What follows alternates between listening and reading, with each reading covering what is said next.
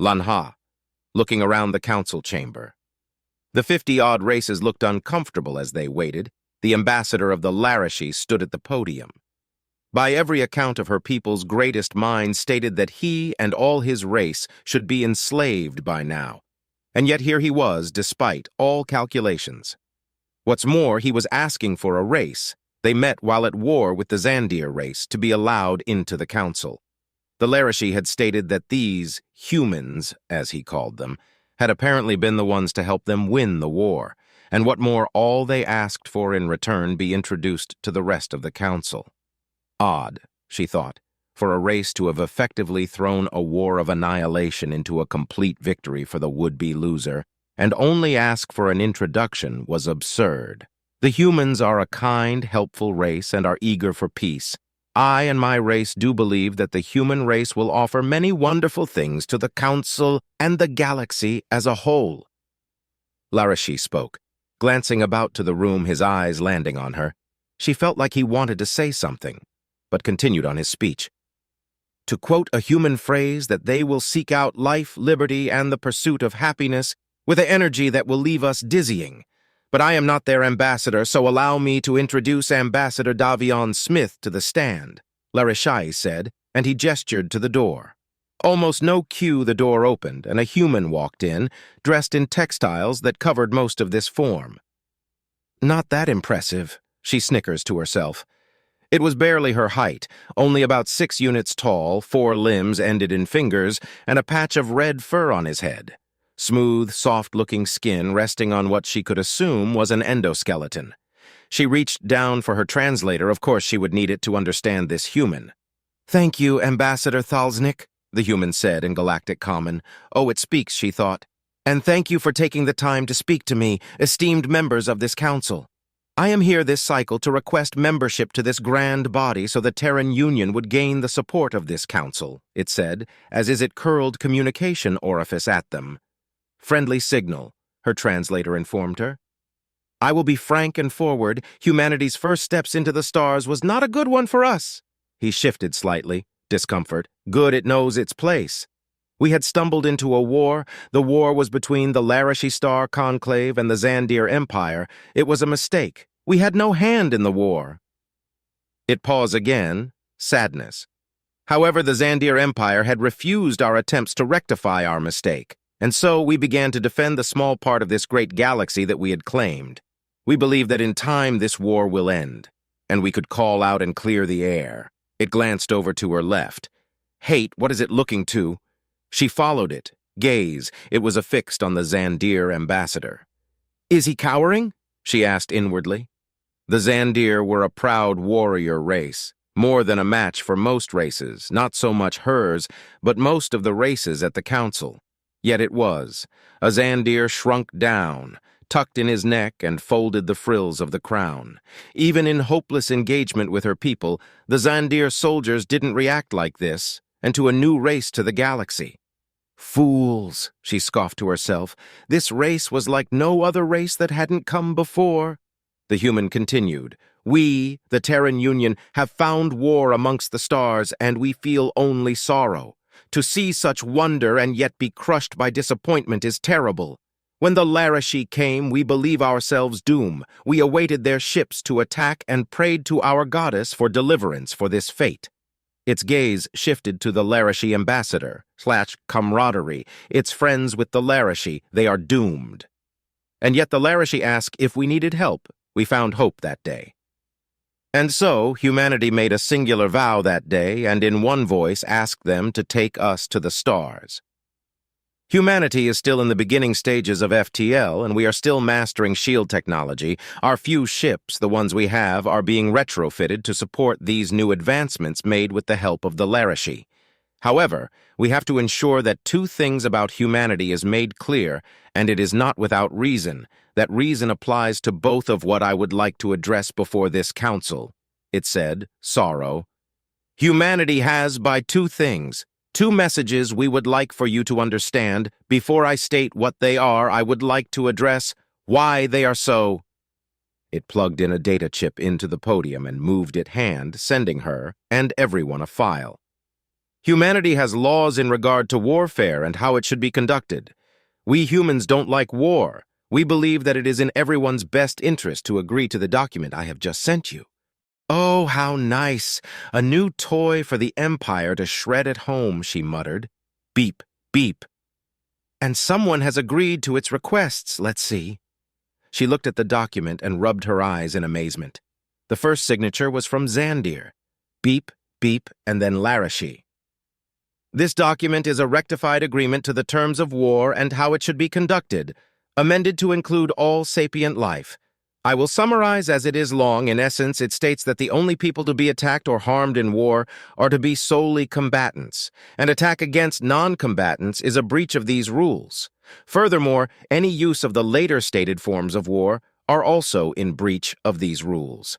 In the event that either of these rules are broken, the offended nation can disregard this rule and engage in total war. It stopped again, taking a long pull from its water. Also, with our armed forces, we have a role called medic. These soldiers are to be considered non-combatants and are not to be harmed. If one is harmed or attacked, no mercy will be shown to the attacker or to his squee. It stopped regiment. It looked around the chamber as others read the document. And so I will lay before the reason for this document. During the war between the Zandir and Larashi, an orbital defense cannon fired on a Zandiran scout ship, believing it to be an asteroid on a collision course with our colony. On the planetoid YS-53 Ganymede, it exclaimed pain. It is in distress over a colony weak, she shuddered. The colony soon learned of their mistake and contacted our home world and began to learn all we could form their databank. When the Zandir fleet arrived, a message was sent to them and it read as such. We deeply regret the lose we have caused and hope that you do not look badly upon humanity. We ask for your forgiveness and ask that you show mercy. This message was sent 4 times as their fleet approached our colony. We did all we could with our limited technology. Grief, pain, anger, hate. The Zandiran fleet ignored all hails.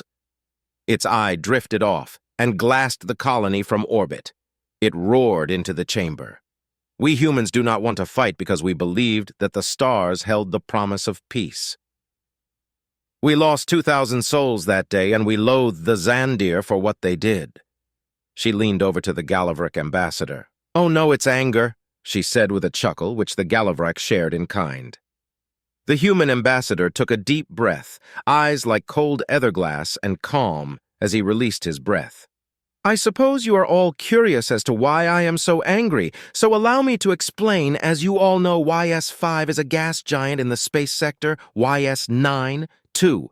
YS-3, Earth, is humanity's homeworld. The room busted to shouts and roars. Almost every ambassador was on their feet at this revelation, and she understood why. Humanity are Deathworlders. Her adrenal glands were already pumping when she heard, but something struck her. The Larashi ambassador invited them. The only reason the war had begun was because the last Deathworlders they meet nearly destroyed their race, so why invite them? The room calmed down. The human continued. I understand and respect your fear. However, humanity has as much interest in war and conquest as a young Larashi has for swimming.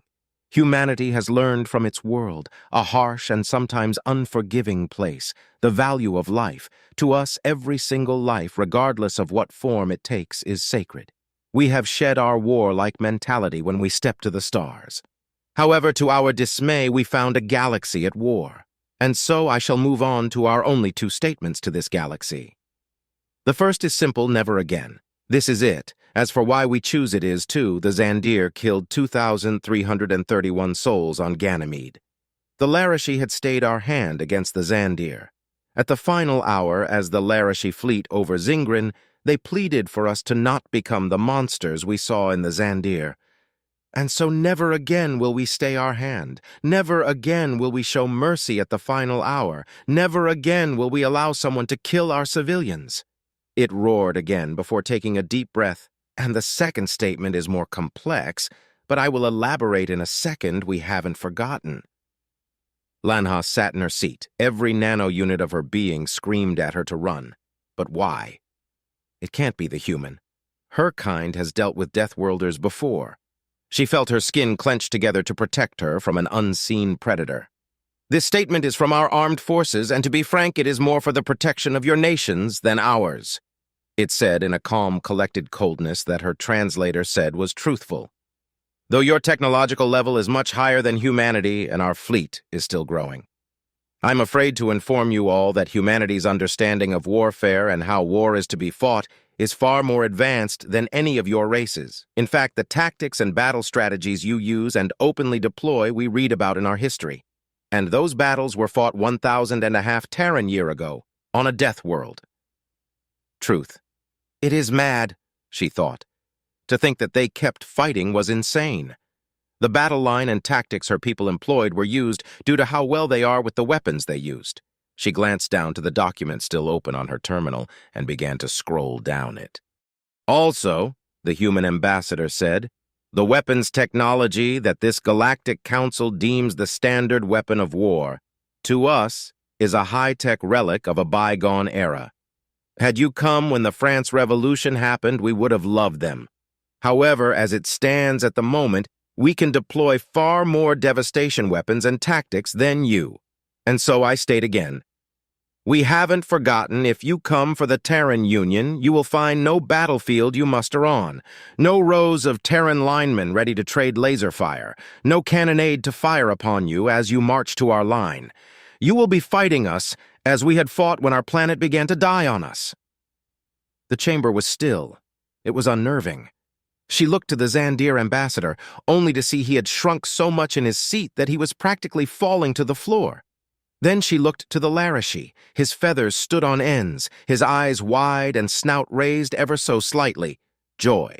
He was happy. She could not let this human's insult to her people's way of war go unanswered, and she gathered her thought, "How dare you?"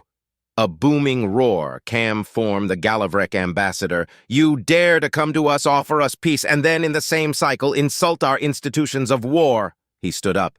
"You dare to enter here and dictate to us who can and can't be killed in war," he boomed as he stepped towards the human. "You dare to challenge us with war, to threaten us?" The Galavrck towered over the human, his 4 arms behind his back, ready to strike the human. "This will do. We can watch and learn, and then, after the Galavrck start fighting, we will strike." She giggled.